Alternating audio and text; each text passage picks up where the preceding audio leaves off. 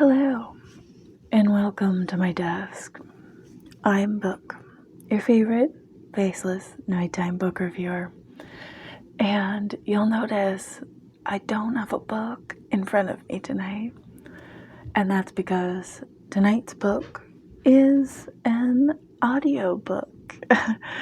And normally I would kind of try and lump an audiobook in with another review so that I kind of had a physical copy to hold and play with.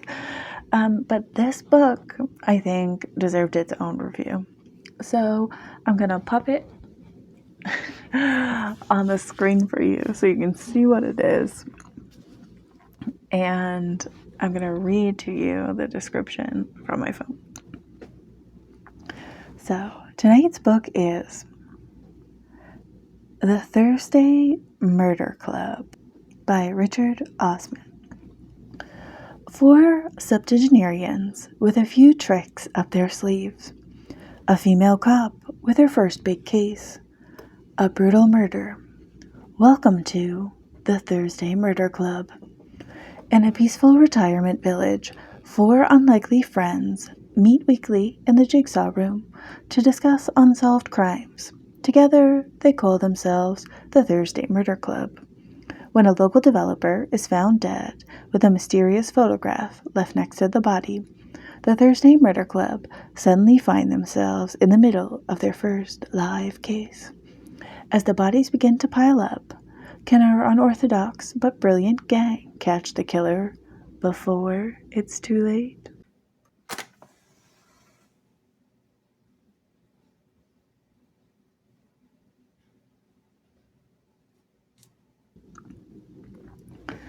So, this book came about because I had a free book credit on Audible. It was like spend 3 credits, get a free credit, and I had done the 99 cents for 3 months trial, so it was like a great deal. And I was struggling to find a book to pick for my last book, and I ended up picking this book, and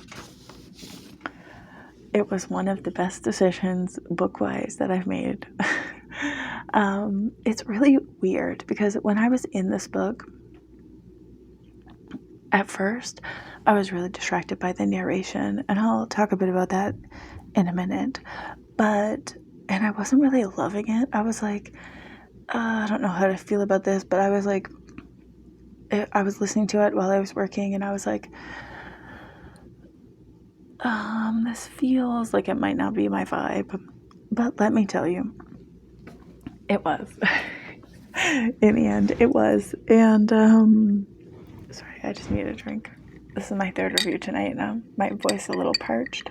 I think what was different about this book than all of the books I've read for a long time is this is a character-driven book.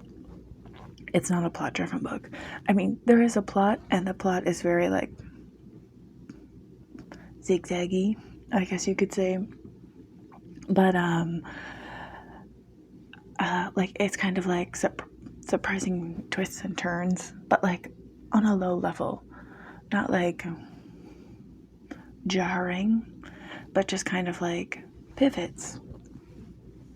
But the characters are where this book shines.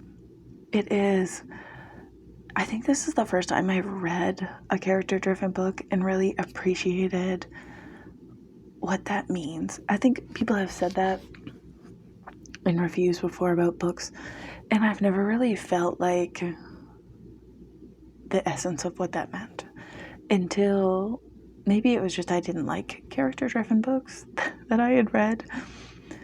But this book, the way that Richard Osman has created this cast of characters, and actually, if you get the audiobook, there's an interview that someone does with him that's included as kind of a bonus, and she brought this up, and it's kind of like the emotion the level of kind of emotion that he brings to the characters, and kind of like this the real rawness of the emotions that you feel with them. I don't know. It was just a really interesting experience for me. But I'm just gonna take a glance here at what I wrote down because I feel like I'm fumbling this a little bit. But I said, this was a fun one. Surprising. I didn't really like the voice of the English lady narrator, but it is fitting, I guess, given the location and context of the book. So the book is narrated by an English lady, and she does all the voices of the characters, and it didn't jive with me. And that's the thing about audiobooks is if you don't like the narrator, it can ruin a book for you. And this book was able to supersede me not really driving with the narrator. So I think that says quite a bit. But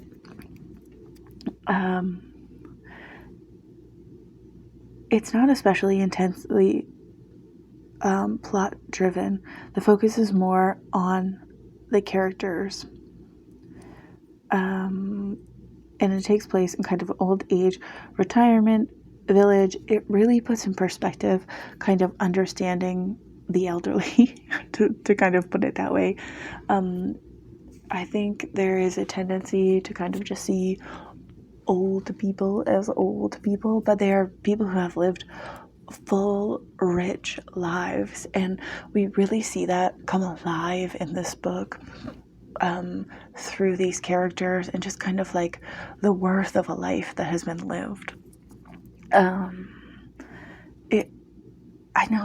don't know why it's just hitting me in a really weird way, this book. It feels significant, and at the same time when I was listening to it, I didn't feel that as much. It wasn't until like probably 2/3 of the way through the book that I kind of started realizing the kind of deeper level of an impact that it was having on me as I was listening to it.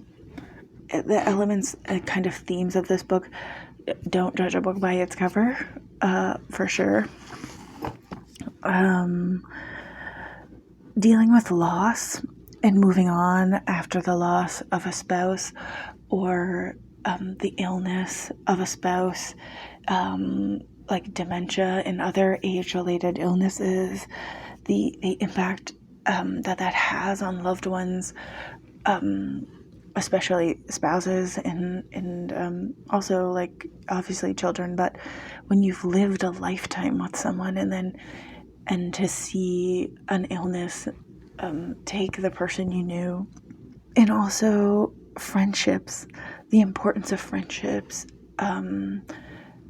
as we age especially, and of keeping yourself busy with connections and hobbies. It was heartfelt, hurt, but not in like a wrenching way, but like empathetic, like you really feel for the characters. I don't even know how to describe how it is possible to relate to someone who is 40 years older than I am right now, and just to feel what it must be like to experience what they are experiencing in their lives. Of losing touch with friends and family and children and parents, the dynamic between older parents and older children. So how our relationships with our parents and our children change as we age. And just the depiction of that in the book, and just being able to relate to that as a daughter who is now a full adult, and my parents are at the age kind of the people in this book, and just being like, damn, I know what that's like, and I know what it must be like for like my parents to have raised me, and now I am my own person living my own life that they have no control over whatsoever. But other things about them, to be gentle, to be caring, to be honest, relationships, friendships, really enjoying experiences and valuing the time that you have with people. All highlights, all like poignant points that come through in the story that is told in this book. Now, the plot is in the background, so there is a mystery plot that happens in the background, and it pivots and it turns, and you're kind of like, oh dang, you know. But again, that is there, and it flows and it changes, and it's very well done. But for me, at least, this book is about life. How we live and how we age and how we change as we live and we age, and how we deal with all of that change. And laughs. This book is not a comedy. It is not a comedy, but it is. There is so many things that made me laugh. Like, and they kind of talked about this in the bonus chapter of the audiobook as well, which I haven't listened to the whole thing yet. It's quite long. But his ability to weave in like comedic elements with it just being genuine, you know, not being like, I'm doing this to be funny. This is an element that is supposed to be funny. But just genuine situations that would happen, and you just find yourself laughing along with the characters at this kind of like, it's, I don't know, it's great. It's just really well done. And I definitely laughed way more than I expected to with this book. That was really good. So the main drawbacks I found was the narrator. I didn't really like her. But, you know, she might be someone else's cup of tea, and she does do voices for different characters. One thing that I found as a result of the narration and the voices was keeping a couple of the characters straight, and that was Ron's son, and Chris and Jason. I kept getting them mixed up. I couldn't quite pin down who was Jason, who was Chris. I can't remember what Ron's son's name was. And at one point I thought there was two Jasons, and it might be that his son's name was also Jason. But there's a little bit of a confusing element there because of the narration that I feel like absolutely would not have been there if I was reading a physical copy of the book. And so I have actually already ordered the second book in hard copy because it is a series, and I think it's being published in like 2019 or 2020 or something like that. And I think there's now four of them. So I have the second one coming, so I'll definitely be reading that at some point, and I'll be able to kind of compare and contrast if it was actually as different an experience as I expect that it will be, having listened to the audiobook of the first one first. So that is it. This was a really surprising win for me. I would definitely recommend it. If it sounds like something that you would like. It was, I don't know, I didn't expect it. I didn't expect to feel this way about it. And I'm really looking forward to the next one.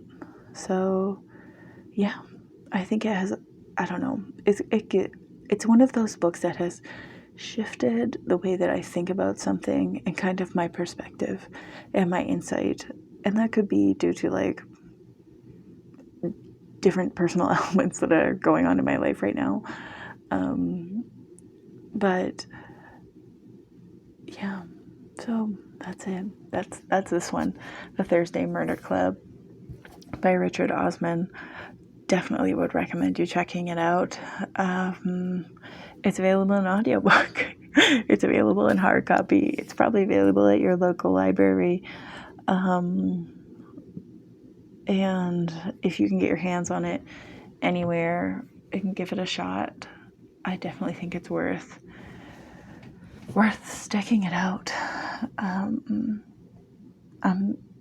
Yeah, so thanks for joining me here at my desk tonight for this one, guys, and I will see you in the next one. Bye.